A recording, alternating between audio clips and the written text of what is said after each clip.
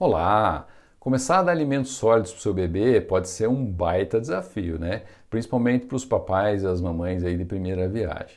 No consultório, eu vejo inúmeras dúvidas, além de uma grande insegurança. Que comidas dar, que quantidade, quantas vezes por dia, se pode dar mel, se tem que dar água ou não, como saber se o bebê já está saciado, já comeu o suficiente, e se o bebê nasceu prematuro, como é que faz, quando que começa. Bem, essa fase da vida do seu filho, obviamente, não precisa ser um bicho de sete cabeças, né? E é o que eu vou te mostrar aqui nesse vídeo, respondendo a todas essas dúvidas e outras aí também. E no final, eu vou falar ainda de como é que se faz corretamente a suplementação de vitamina D e de ferro, que são essenciais aí no início da vida de uma criança. E antes de começar, uma observação. A alimentação de bebês de famílias que seguem dietas vegetarianas é um capítulo completamente à parte e não é tema aqui desse vídeo. E aproveite para deixar o seu curtir. Seja muito bem-vindo ao meu canal. O leite materno, ou também o leite de fórmula, eles suprem as necessidades nutricionais das crianças até os 6 meses de idade. Outros tipos de leite de origem animal, ou mesmo vegetal, tipo leite de vaca, de cabra ou de soja, eles não são adequados para crianças menores de 1 ano de vida. E por quê? Porque esse tipo de leite ele tem quantidade inadequada de proteína, de gordura, de carboidratos, além de uma quantidade não boa de vitaminas e minerais. Além disso, alguns tipos de leite podem ter excesso de proteína, o que pode acabar sobrecarregando os rins de uma criança muito pequena. A água também não é necessária antes dos 6 meses de vida, porque o leite já contém ela em quantidade suficiente. Se for leite de fórmula, você vai diluir ele na quantidade correta de água e não precisa dar água fora a água que já tem lá no leite de fórmula. Ou seja, antes dos 6 meses de idade, somente leite materno ou leite de fórmula, né? E leite de fórmula só para aquelas mães que por algum motivo não conseguiram amamentar. E nada de pegar leite de outra mulher também. Há o risco aí de ter transmissão de doenças nessa prática. A gente chama de alimentação complementar todo e qualquer tipo de alimento que não seja o leite materno ou leite de fórmula, né? Que é dado para crianças, incluindo água, que também é considerada alimentação complementar. Depois dos 6 meses de vida, o volume de leite humano ingerido pelas crianças ele acaba tornando-se insuficiente para atender às necessidades de energia, de vitaminas, de minerais das crianças.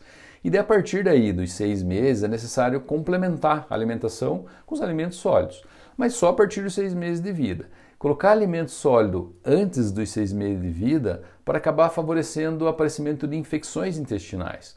Uma explicação aí para isso é que provavelmente o intestino ainda não está bem maduro e o sistema imunológico aí de defesa do bebê também não está funcionando muito bem. Além disso, a introdução precoce antes dos 6 meses pode acabar favorecendo a aspiração de alimentos, e é quando a comida vai acabar indo para os pulmões ao invés de ir para o estômago. Da mesma forma, quando a gente acaba se afogando com algum alimento, está meio afobado e come, a comida acaba indo para a traqueia, né, para o pulmão, e a criança também pode acontecer essa questão. Além disso, a criança que é alimentada muito precocemente, ela aumenta o risco de obesidade, além de poder fazer uma carga grande nos rins. Uma boa dica para saber se é o momento certo de começar a alimentação complementar é quando as crianças conseguem ter capacidade de ficar sentadas sozinho, mesmo que com algum suporte, um travesseiro do lado delas. Isso já é um sinal de que elas têm as habilidades necessárias para começar a receber os alimentos sólidos. E esse marco do desenvolvimento, dela conseguir ficar sentada sozinha, ocorre justamente por volta dos 6 meses de idade. Atrasar muito a introdução da alimentação, ali deixar para os 7 ou só para os 8 meses de vida, pode acabar diminuindo o crescimento e também o desenvolvimento normal do bebê. Pode ainda levar à deficiência de ferro ou de outros nutrientes. Pode acabar atrasando o desenvolvimento da função motora, dificuldade de se mexer, ou ainda gerar aversão a alguns tipos de comida. E também aumenta a chance de desenvolver alergia, tipo asma, rinite ou ainda alergia da própria comida. Por todos esses fatores, tanto o Ministério da Saúde quanto a Sociedade Brasileira de Pediatria recomendam a introdução da alimentação complementar a partir dos 6 meses de idade, nem antes nem depois. Mas se o bebê for prematuro? É uma ótima dúvida essa, né? O bebê prematuro é aquele que nasceu antes de 37 semanas de gestação. Nesse caso, o médico de família, o pediatra ali que acompanha a criança, vai acabar fazendo o cálculo da idade corrigida e daí vai recomendar a introdução da alimentação complementar somente aos 6 meses de idade corrigida. Para você entender melhor, vamos fazer um exemplo. Se um bebê nasceu com 36 semanas, quando ele tiver 7 meses de idade cronológica, que é desde o nascimento lá, é que ele vai ter, na verdade, aproximadamente os 6 meses de idade corrigida. E daí sendo o momento ideal para começar a introdução da alimentação complementar. Ou seja, nasceu antes, a gente dá mais um tempinho ali para o organismo se desenvolver um pouquinho melhor antes de iniciar a alimentação com sólidos. A dica lá de conseguir ficar sentado, mesmo que com apoio, pode ser usada aqui nessa situação. As orientações que eu vou dar aqui são oriundas do Guia Alimentar para Crianças Brasileiras Menores de 2 anos de idade.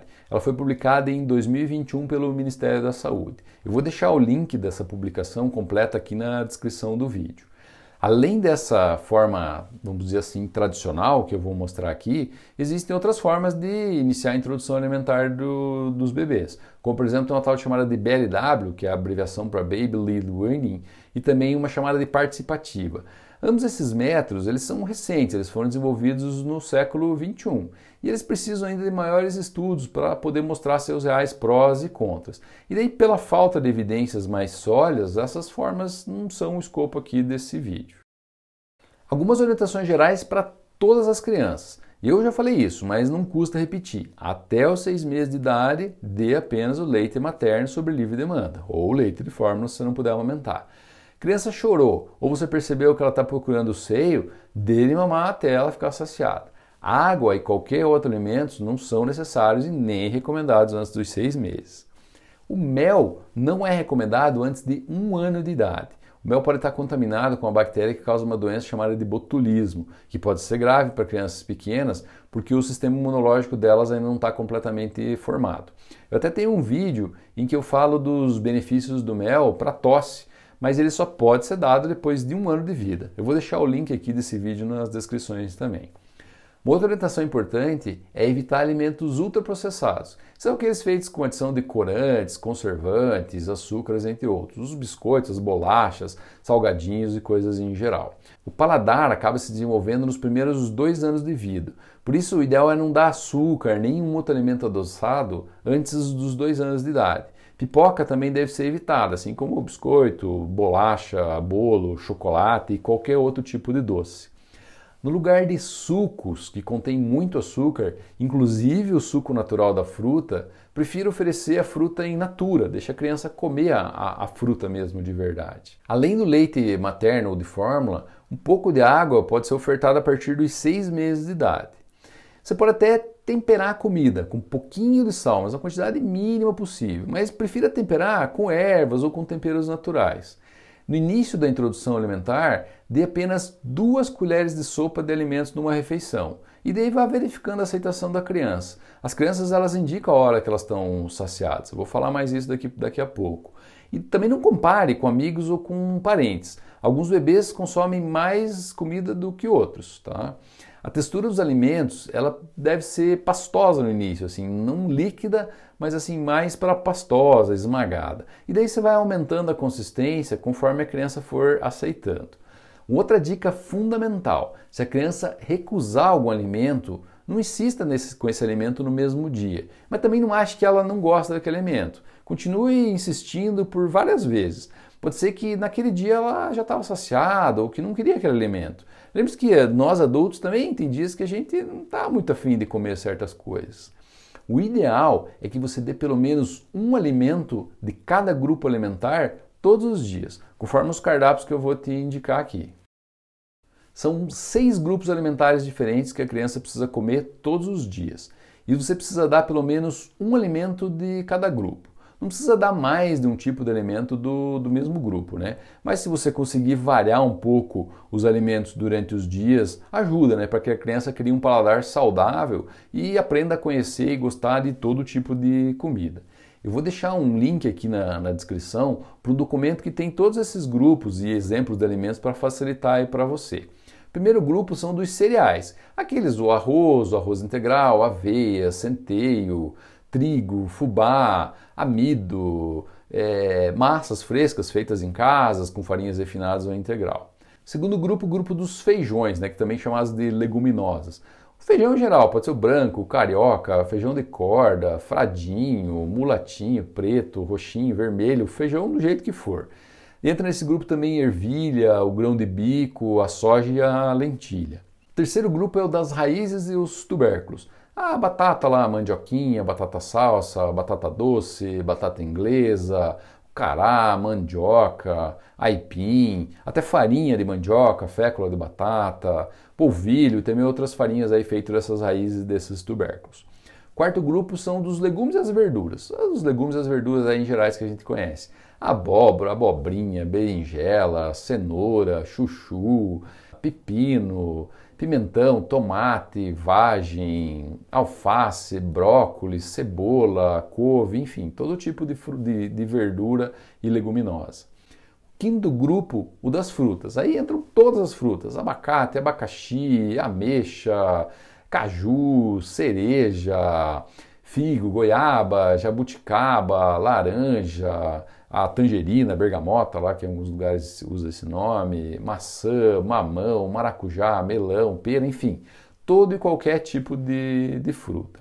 E o último grupo é o grupo das carnes. E aqui entram todas as carnes bovina, suína, lá, carne de porco, cabrito, cordeiro, as aves em geral, até carne de coelho, peixe, frutos do mar, os ovos de galinha também entram aqui nesse grupo. E também você pode incluir aqui na dieta as vísceras ou os miúdos dos animais, tipo o fígado bovino, o fígado de galinha, o estômago, lá, o bucho, moela de frango, por exemplo, e outras partes internas dos animais.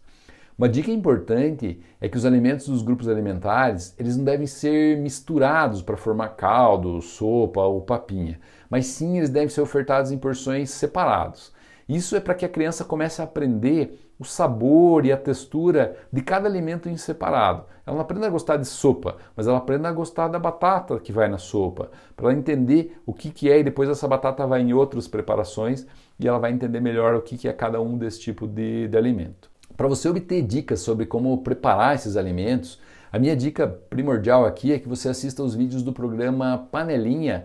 É uma parte especial do programa Panelinha chamada de Comida de Bebê. É um programa feito pela Rita Lobo. Você vai encontrar ele aqui no próprio YouTube. Ele foi realizado em parceria com o Núcleo de Pesquisas Epidemiológicas em Nutrição e Saúde da USP. E ele é também baseado no Guia Alimentar para Crianças Brasileiras de Menores de 2 anos do Ministério da Saúde, que é a base aqui do meu vídeo. Esses vídeos da Rita Lobo são vídeos bem curtinhos, são cerca de 2 minutos cada um deles.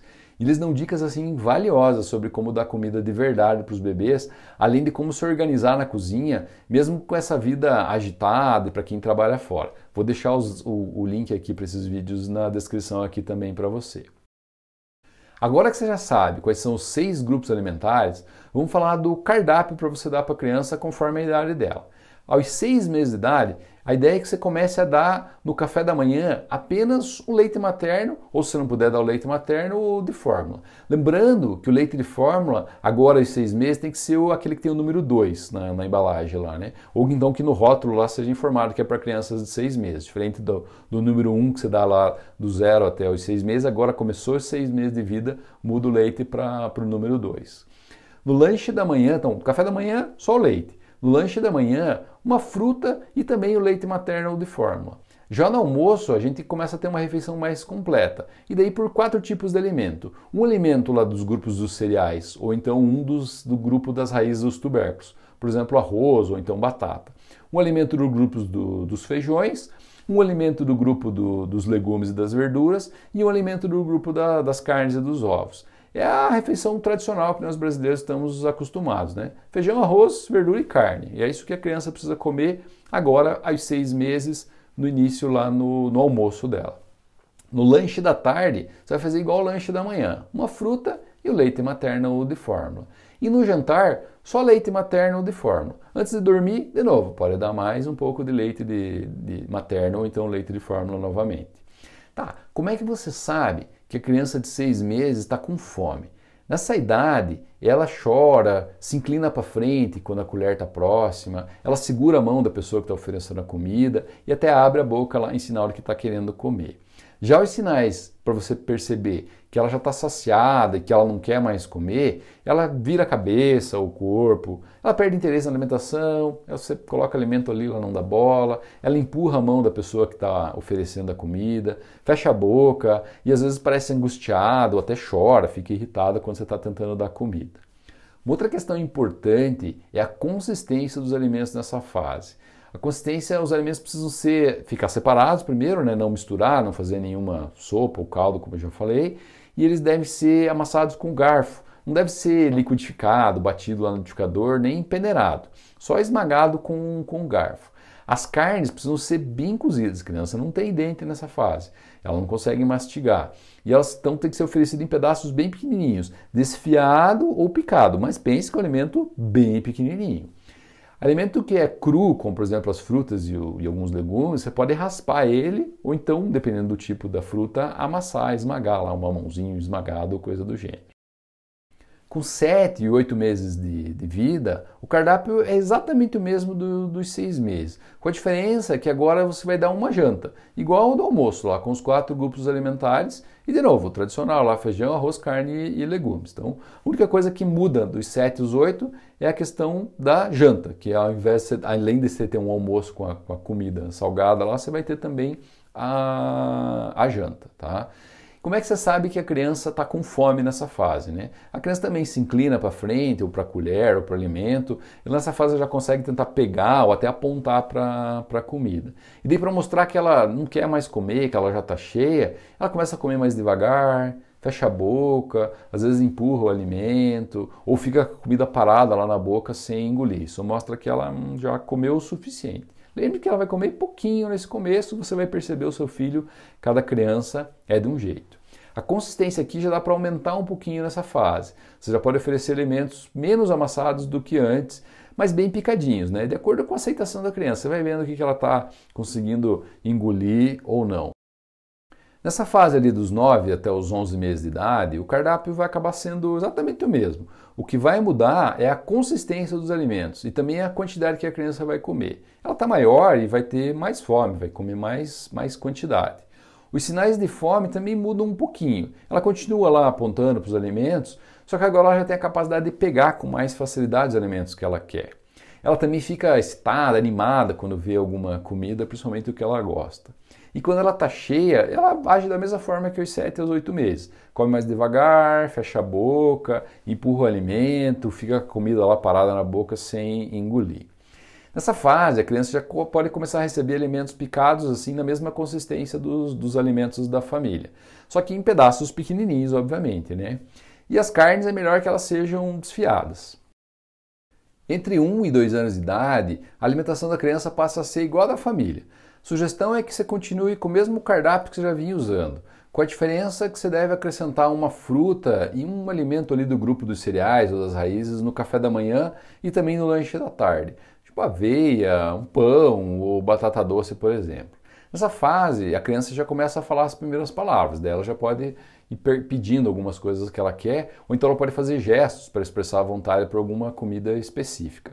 Como ela começa também a caminhar, a engatinhar, ela também pode levar a pessoa que cuida dela até o local onde estão os alimentos e acabar apontando para os alimentos ou então até pegando. Quando ela está cheia, ela agora vai balançar a cabeça, vai dizer que não quer, vai sair da mesa, vai começar a brincar com o alimento ao invés de comer, vai jogar o alimento longe ou alguma coisa do gênero. E a consistência agora pode ser exatamente igual à da família. Além do leite materno ou de fórmula, a vitamina D e o ferro são necessários para as crianças. Desde que saiu da maternidade ou então passou pela primeira consulta de puericultura até 1 ano de idade, é importante suplementar as crianças com vitamina D. Isso é necessário para favorecer a absorção de cálcio e também fortalecer o crescimento dos ossos. Nós, os humanos, produzimos vitamina D pela pele, né, quando a gente está em contato com o sol. E a criança, antes de 1 ano de vida, praticamente não tem exposição ao sol. E, além disso, o leite materno não tem quantidade de vitamina D suficiente. A recomendação é de dar 2 gotas de soluções de vitamina D, que a gente encontra na farmácia, ou então dado no posto de saúde, uma vez por dia, até pelo menos 1 ano de vida, que é quando daí aumenta a exposição ao sol e daí também aumenta o consumo de alimentos que são ricos aí nessa vitamina. Mesmo crianças que se alimentem de leite de fórmula, elas também têm a recomendação de tomar vitamina D, porque a quantidade de vitamina D que tem nas preparações de leite de fórmula, elas nem sempre suprem essa quantidade diária necessária para o bebê. A partir dos 3 ou dos 6 meses de vida, dependendo da referência, é necessário suplementar também o ferro na alimentação. A quantidade desse mineral presente no leite materno, ou mesmo na alimentação sólida, ela pode ser insuficiente ali para as necessidades diárias. O ferro é um elemento essencial para a produção de algumas células do sangue, as hemácias, por exemplo, que são aquelas que dão a cor vermelha no sangue. E a sua carência, a falta de ferro, pode acabar levando à anemia, né? A criança está crescendo, precisa de cada vez de mais ferro para produzir mais sangue porque o corpo está ficando maior. Os bebês que nasceram depois de 37 semanas, com peso adequado, está tudo certinho, esses aí precisam de 1 mg por quilo por dia de ferro. Tá, calma lá, já vou explicar um pouquinho melhor. A maioria das preparações de ferro, ou sulfato ferroso, que é a mesma coisa que se encontra nas farmácias, isso vai dar 1 gota pelo quilo de peso da criança, sendo que a dose máxima é de 15 mg por dia, ou 15 gotas.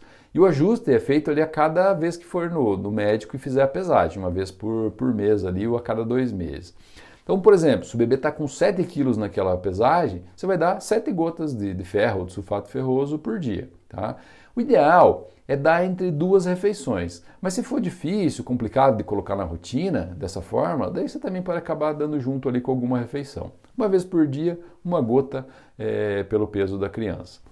Já para as crianças que nasceram antes de 37 semanas, né, que são crianças prematuras, ou ainda que nasceram com peso baixo, muito pequenininha, essas aí podem precisar de doses maiores de ferro. O médico de família, o pediatra que acompanha, vai orientar ali os pais sobre a quantidade adequada, sendo que essa quantidade varia de 2 até 4 mg por quilo por dia, dependendo do caso.